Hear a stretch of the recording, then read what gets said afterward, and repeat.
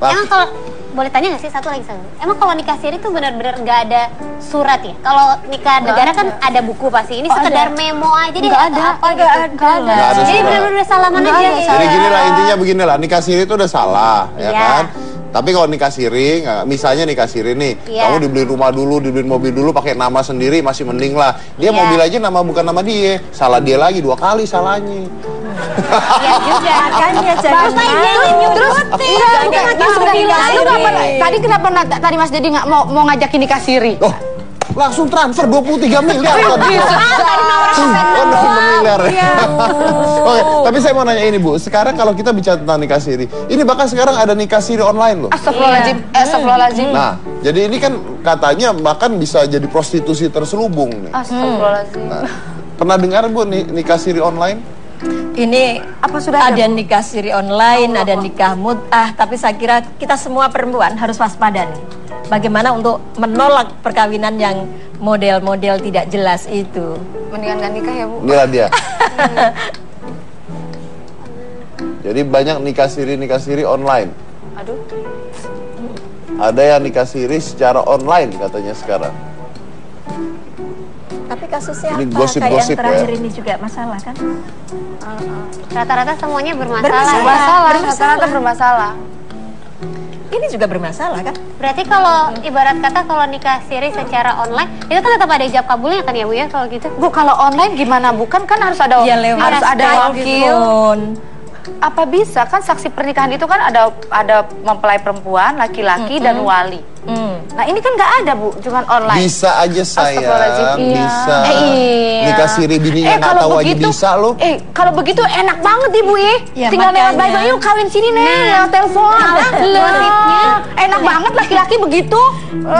Yang kasihan kita ya Bu. Betul, makanya kita perempuan itu harus bisa menolak, mengatakan tidak gitu kan. Kalau sebenarnya kan sebenarnya kan ini adalah sebuah kecacatan yang diambil karena mencari celah kan. Jadi anggaplah kalau nikah siri secara agama diiyakan, tapi kan ada celah-celah yang dimainkan kan, intinya seperti itu Bu, benar tidak Bu? Ya, tapi kan bagaimana gitu ya para pejabat negara, pejabat publik, tokoh agama, setidaknya bagaimana bisa memaknai pernikahan itu dengan sungguh-sungguh gitu ya. Kalau menikah itu adalah ikatan yang suci, misakun hulidho bahasa dalam Islam gitu. Artinya ini bagaimana dijaga dengan baik untuk tidak kemudian ada pihak-pihak yang disakiti, didolimi, dilemahkan. Karena sebenarnya niatan menikah itu kan untuk membangun keluarga sakinah mawaddah, bahagia, keluarga sejahtera. Kalau si istri pertama tidak tahu seperti kasus Melinda, istri pertama bisa nuntut nggak? Bisa dong. Ya tahu deh Bu. Karena ada yang disakiti juga kan? Menuntut pada suaminya. Bisa. Bisa. Nah, kalau nikah aja istri pertama nggak tahu, nikah online ya pasti bisa lah ya. Karena apa aja bisa diselewengkan kan intinya. Bahkan yang aku dengar nikah online itu saksinya disediakan, subhanallah, walinya disediakan ya kalau nggak salah, dan nikahnya via Skype. Jadi bisnis dong. Bisnis. Jadi bisnis. Ini kan sama aja menyalahkan syariat Islam dong. Iya. Ya Allah Gusti. Ngeri Bu ah. Nikahnya yang jelas-jelas aja deh Bang. Yang jelas-jelas aja Bang, pakai KUA Bang. Udah ngalamin ya soalnya ya. Makan lagi. 4 tahun ke pengadilan bolak-balik. Kalau kawin kontrak bedanya apa Bu? Nah itu lagi. Sama saja. Jangan lakukan kawin kontrak. Ini kan kayak kemudian pernikahan kan hanya sekian waktu. Pasti yang lemah lagi juga perempuan. Yang enak mah laki-laki. Saya mah nggak punya istri, Pokoknya biar bagaimanapun juga ya Bu ya, yang enak mah laki-laki, bener nggak Bu? Kita mah kodratnya wanita itu tersakiti, Mas Dedi. Kalau kodratnya wanita, kalau kodratnya ibu sayang. Kita ralat, maaf Ibu, maaf, hampura. Iya, bukan kodrat. Kalau kodrat wanita disakiti dia punya bini, kenapa lu mau? Lu nggak milih. Nah, ya makanya. Gini. Coba Ibu. Kodratnya perempuan itu selalu tersakiti. Maaf. Itu biasanya sorry. secara budaya perempuan itu sering disakiti. Kalau kodrat itu kan perempuan bisa melahirkan, bisa menyusui, menstruasi, kan, bisa hamil. Jadi itu kodrat juga disakiti itu kodrat, Bu. Bukan, bukan lah. Selalu tersakiti Itu ya, Bu. biasanya gitu ya, karena perempuan dianggap posisinya lemah, dia dikondisikan sebagai ibu rumah tangga, seringkali gitu ya diposisikan kelas 2. Saya mau bikin Komnas Perlindungan Pria lah.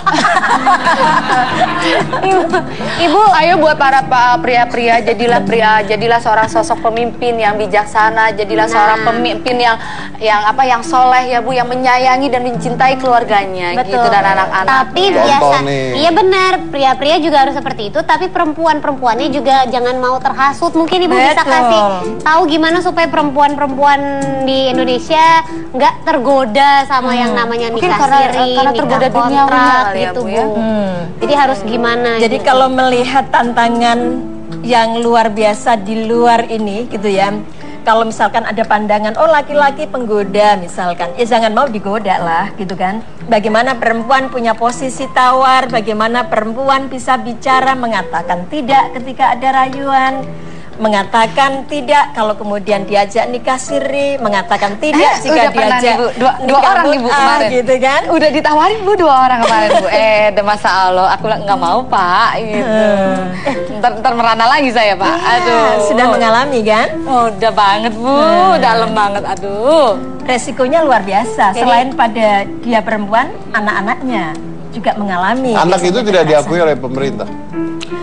Ya, meskipun kalau aturan secara perdata gitu ya, kasusnya Melinda ini, dia sudah bisa berjuang karena putusan Mahkamah Konstitusi gitu ya, bahwa hak anak kepada ayah yang secara biologis itu bisa dimiliki gitu.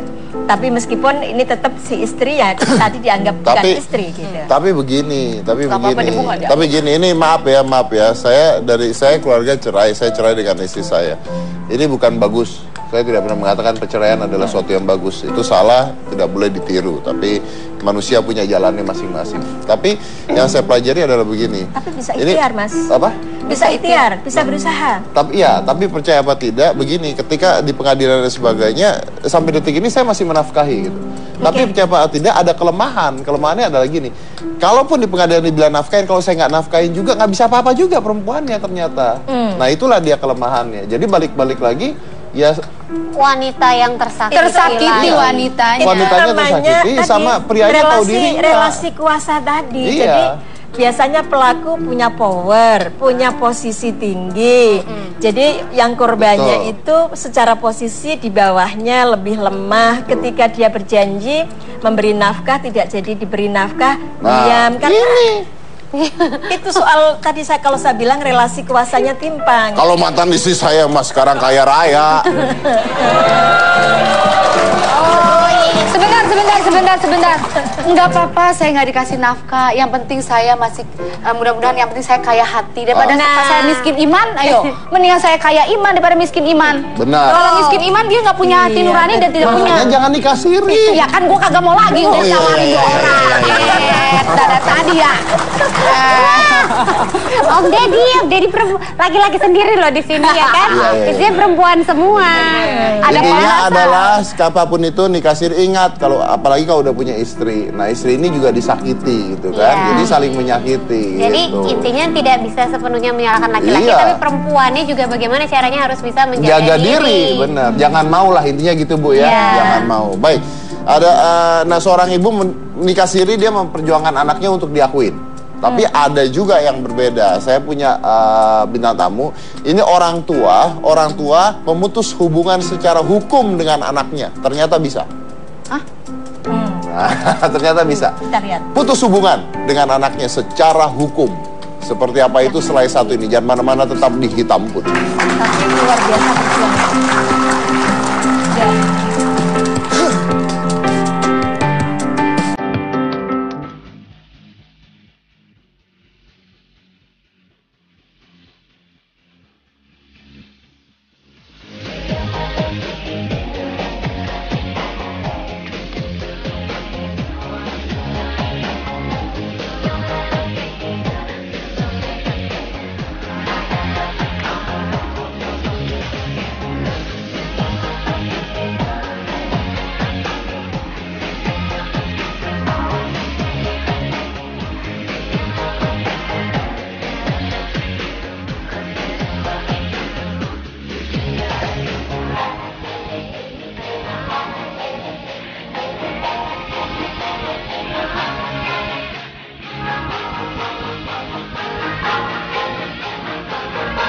negara kan ada buku pasti. Ini sekedar memo aja deh. Nggak ada. Jadi benar-benar salaman aja. Jadi gini lah, intinya begini lah, nikah siri itu udah salah, ya kan?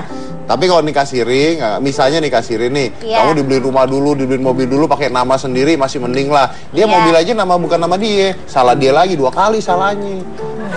Ya juga. Makanya jangan Terus tadi kenapa tadi Mas Dedi nggak mau ngajakin nikah siri? Oh, langsung transfer 23 miliar tadi.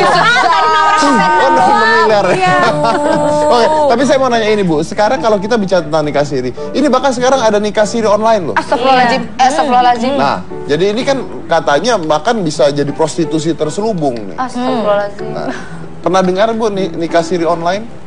Ini apa sudah ada nikah siri online, ada nikah mut'ah, tapi saya kira kita semua perempuan harus waspada nih. Bagaimana untuk menolak perkawinan yang model-model tidak jelas itu. Mendingan gak nikah ya Bu? Inilah dia. Jadi banyak nikah siri online. Aduh. Ada yang nikah siri secara online katanya sekarang. Tapi kasusnya Ini apa? gosip-gosip Kayak yang terakhir ya. ini juga masalah kan? Rata-rata semuanya bermasalah. Rata-rata bermasalah. Ini juga bermasalah kan? Berarti kalau ibarat kata kalau nikah siri secara online itu kan tetap ada ijab kabul. Ya yang enak mah laki-laki, bener nggak Bu?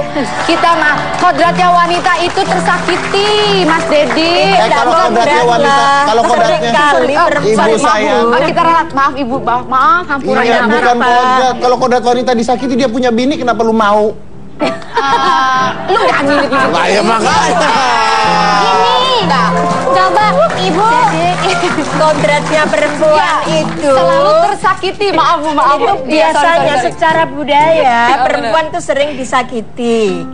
Kalau kodrat itu kan perempuan bisa melahirkan, bisa menyusui, menstruasi kan, bisa hamil. Jadi itu kodrat juga disakiti itu kodrat Bu.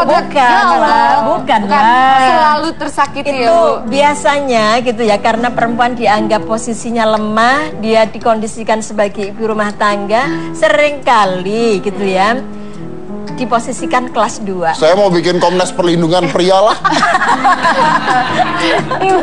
Ibu, ayo buat para pria-pria, jadilah seorang sosok pemimpin yang bijaksana, jadilah seorang pemimpin yang soleh ya Bu, yang menyayangi dan mencintai keluarganya. Betul. Gitu dan anak-anak. Tapi biasa, iya benar, pria-pria juga harus seperti itu, tapi perempuan-perempuannya juga jangan mau terhasut. Mungkin Ibu bisa kasih tahu gimana supaya perempuan-perempuan di Indonesia nggak tergoda sama yang namanya nikah siri, karena tergoda duniawi. Bu, kalau online gimana Bu? Kan harus ada wakil. Apa bisa kan saksi pernikahan itu kan ada mempelai perempuan, laki-laki dan wali. Nah ini kan nggak ada Bu, cuma online. Bisa aja sayang, bisa. Nikah siri bininya nggak tahu aja bisa loh. Kalau begitu enak banget Ibu ya. Tinggal lewat bye-bye, yuk kawin sini nih, lewat telepon. Enak banget laki-laki begitu. Yang kasihan kita ya Bu. Betul, makanya kita perempuan itu harus bisa menolak, mengatakan tidak gitu kan. Kalau sebenarnya kan ini sebenarnya kan ini adalah sebuah kecacatan yang diambil karena mencari celah kan. Jadi anggaplah kalau nikah siri secara agama diiyakan, tapi kan ada celah-celah yang dimainkan kan, intinya seperti itu Bu, benar tidak Bu? Ya, tapi kan bagaimana gitu ya para pejabat negara, pejabat publik, tokoh agama, setidaknya bagaimana bisa memaknai pernikahan itu dengan sungguh-sungguh gitu ya. Kalau menikah itu adalah ikatan yang suci, misakon hulido bahasa dalam Islam gitu. Artinya ini bagaimana dijaga dengan baik untuk tidak kemudian ada pihak-pihak yang disakiti, didolimi, dilemahkan. Karena sebenarnya niatan menikah itu kan untuk membangun keluarga sakinah, mawaddah, bahagia, keluarga sejahtera. Kalau si istri pertama tidak tahu